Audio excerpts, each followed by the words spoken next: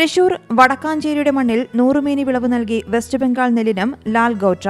ആത്മാ പദ്ധതി പ്രകാരം യുവകർഷകൻ നാസർ മങ്കര നടത്തിയ പരീക്ഷണ കൃഷിയാണ് വൻ വിജയം കണ്ടത്. വടക്കാഞ്ചേരി മേലേതിൽ പാടശേഖരത്തിലിറക്കിയ കൃഷിയുടെ വിളവെടുപ്പ് block panchayat president KV Nafeesa ഉദ്ഘാടനം ചെയ്തു.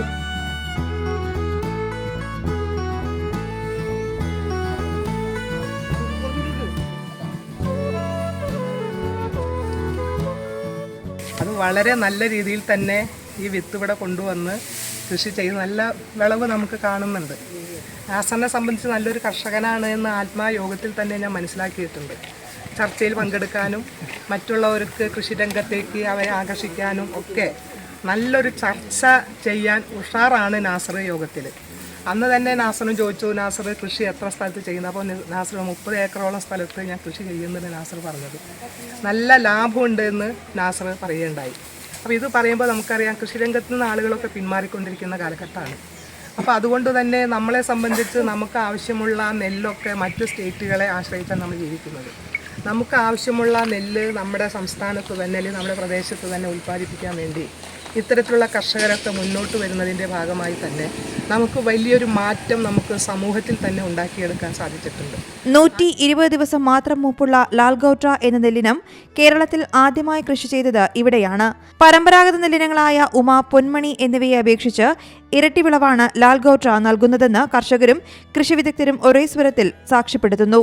പരീക്ഷണ കൃഷിയായതിനാൽ തുടക്കത്തിൽ വലിയ ആശങ്കകൾ നാസറിന് ഉണ്ടായിരുന്നു. എന്നാൽ കേരളത്തിന്റെ കാലാവസ്ഥയ്ക്ക് ഏറെ യോജിച്ച നെല്ലിനമാണ് ഇതെന്ന് വിളവിലൂടെ തെളിയിച്ചിരിക്കുകയാണ്.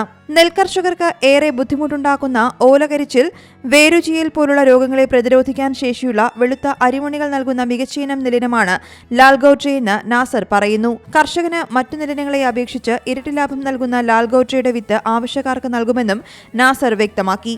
കേരളത്തിൽ ആദ്യമായിട്ടാണ് ഇങ്ങനെ ഒരു ലാൽ ഗൌട്ര എന്ന വെസ്റ്റ് ബംഗാളിൽ നിന്ന് കൊടുന്നൊരു നെൽവിത്ത് ഇവിടെ പരീക്ഷിക്കുന്നത്.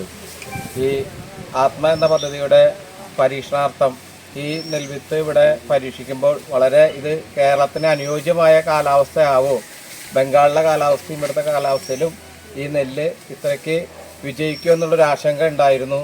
എന്നിരുന്നാൽ നെല്ല് വളർന്നു വലുതായി കഴിഞ്ഞപ്പോൾ ഉമ നെല്ലിനേക്കാൾ നമ്മുടെ കേരളത്തിലെ ഏറ്റവും കൂടുതൽ നമുക്ക് വിളവ് കിട്ടുന്ന 2 നെല്ലാണ് ഉമ, പൊന്മണി. അതിനേക്കാളും നമുക്ക് കൂടുതൽ വിളവാണ് ഇതിൽ കിട്ടിയത്. നമ്മളിപ്പോൾ കൃഷിഭവൻ്റെ നേതൃത്വത്തിൽ ഒരു സ്ക്വയർ മീറ്റർ എടുത്ത് കട്ട് ചെയ്ത് നോക്കിക്കഴിഞ്ഞപ്പോൾ നമുക്ക് ഒരു ഏക്കറിൽ നിന്നും 4200ഓളം കിലോ വരുന്ന രീതിയിലാണ് നമുക്ക് വിളവ് കിട്ടിയത്. അസിസ്റ്റന്റ് കൃഷി ഡയറക്ടർ സുജിത് PG, വടക്കാഞ്ചേരി കൃഷി ഓഫീസർ ദീപൻ MN തുടങ്ങിയവരും പാടശേഖര സമിതി അംഗങ്ങളും കൊയ്ത്തുത്സവത്തിൽ പങ്കെടുത്തു. C Malayalam news, Thrissur. ഏറ്റവും പുതിയ വാർത്തകളും വിശേഷങ്ങളും വിരൽ തുമ്പിലറിയാൻ സി മലയാളം ന്യൂസ് എല്ലാ ഡിജിറ്റൽ പ്ലാറ്റ്ഫോമുകളിലും ലഭ്യം.